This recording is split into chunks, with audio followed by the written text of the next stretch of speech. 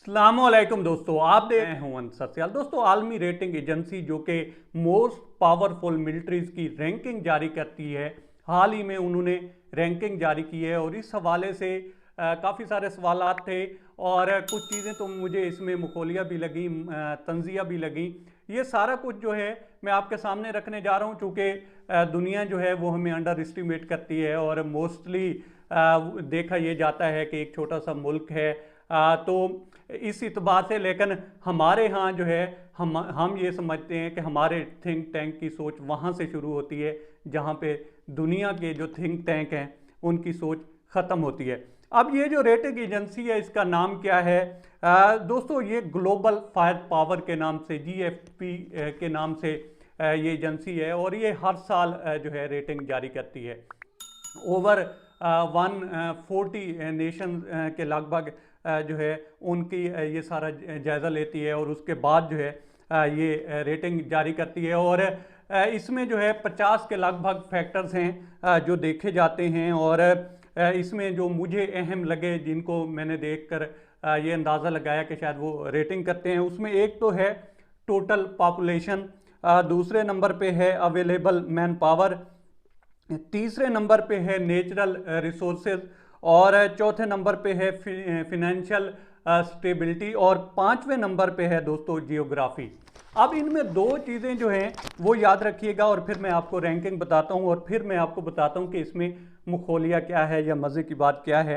अच्छा, इसमें जो दो चीज़ें हैं वो हैं, एक तो अवेलेबल मैन पावर है और दूसरा जो है पॉपुलेशन है। इन दोनों चीज़ों को अपने माइंड में रखना है।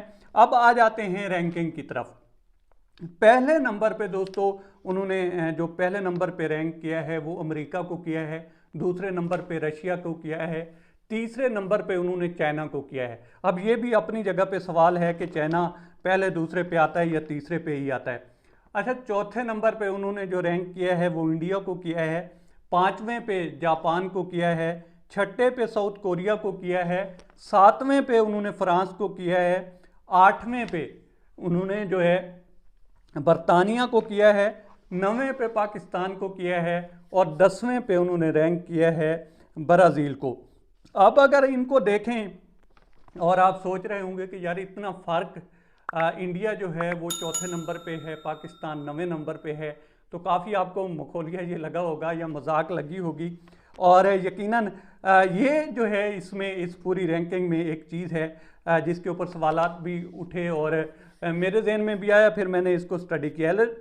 तो देखें, इन्होंने ज़्यादातर ये जो रैंकिंग जारी करते हैं ये बेस करते हैं पॉपुलेशन पे, टोटल पॉपुलेशन पे और अवेलेबल मैन पावर पे, और तीसरी जो चीज़ होती है वो देखी जाती है फिनेंशियल स्टेबिलिटी। वैसे तो 50 के लगभग फैक्टर्स हैं जिनका जायज़ा लिया जाता है और इसकी मिसाल ये है दोस्तों कि आप अगर देखें तो इसी रैंकिंग में जो है इसराइल आपको 18वें नंबर पे नज़र आएगा और ब्राज़ील जो है वो आपको 10वें नंबर पे नज़र आता है। तो है ना ये मजाक वाली बात।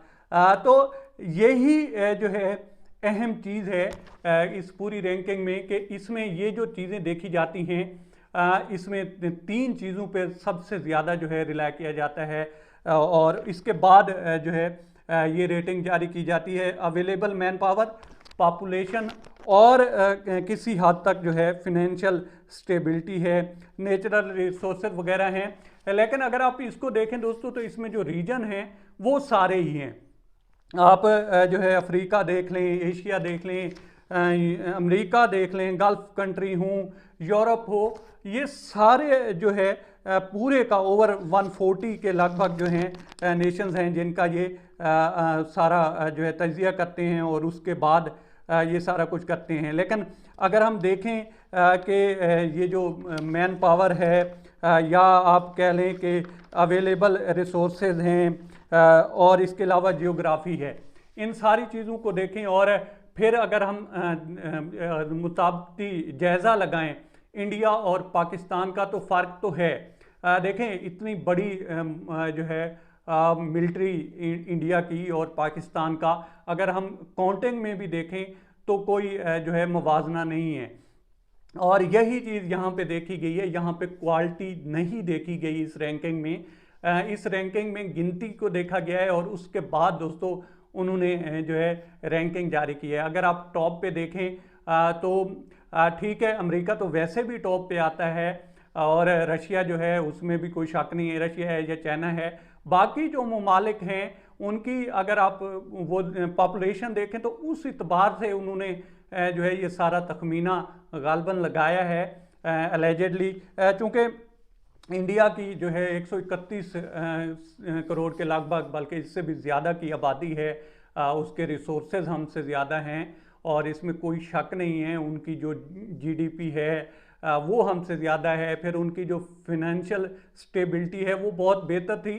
अब आकर जो है उनकी जब से ये कोरोना भी आया है और मोदी सरकार ने कुछ इस तरह के काम किए हैं कि उनकी ग्रोथ जो है वो नीचे चली गई है।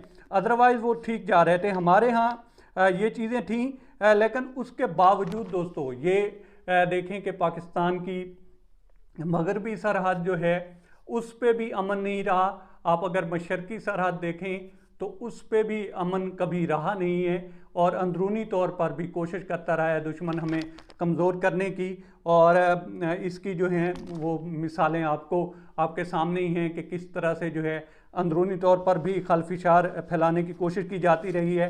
अभी आकर जो है पाकिस्तान में कुछ अमन आया है, चूँकि अफ़गानिस्तान के बॉर्डर पे बाड़ खड़ी की गई है बड़ी मेहनत से, और इसके अलावा भी काफ़ी सारी ऐसी चीज़ें की गई हैं जो अंदरूनी दुश्मन थे उनको भी एक पैगाम दिया गया है कि भाई आप चुप करें वरना फिर कुचल दिए जाएंगे। कुछ जो है इस तरह के जब एक्शन लिए गए हैं तो तब जाकर जो है थोड़ी स्टेबिलिटी आई है और अब जो है पाकिस्तान बेहतरी की तरफ जा रहा है। अब इन सारे ममालिक का जायज़ा लें और उनकी जो अंदरूनी सारी सिचुएशन है, वहाँ की जो फिनेंशियल स्टेबिलिटी है, ये दोस्तों किसी भी मुल्क के साथ उसकी नेशनल सिक्योरिटी के साथ लाजिम व मलजूम है। उसकी अगर फिनेंशियल स्टेबिलिटी, उसकी मईशत अच्छी नहीं होगी तो उसकी जो नेशनल सिक्योरिटी है वो भी कंप्रोमाइज़ होगी। तो इसी तरह से अगर आप टॉप 3 देखें एटलीस्ट, जो अमेरिका है, रशिया है या चाइना है, तो उनमें तो देखें तो उनकी जो फिनेंशियल स्टेबिलिटी है वो बहुत बेहतर है और इसी वजह से वो टॉप पे भी हैं। और इसके बावजूद पाकिस्तान का जो है टॉप 3 में आना, टॉप 10 में आना किसी एजाज़ से कम नहीं है। ये चीज़ें अपनी जगह पे कि ये जो इसमें खामी है एक रैंकिंग में वो यही है कि मेरा ख्याल में उन्होंने क्वालिटी नहीं देखी, क्वांटिटी देखी है। बहरहाल अब तक इतना ही। आप दोस्तों से रिक्वेस्ट है कि आप हमारे चैनल का विज़िट करें और अगर आपको हमारे चैनल का कंटेंट पसंद आए तो इसे सब्सक्राइब करें। ताउन के लिए शुक्रिया दोस्तों।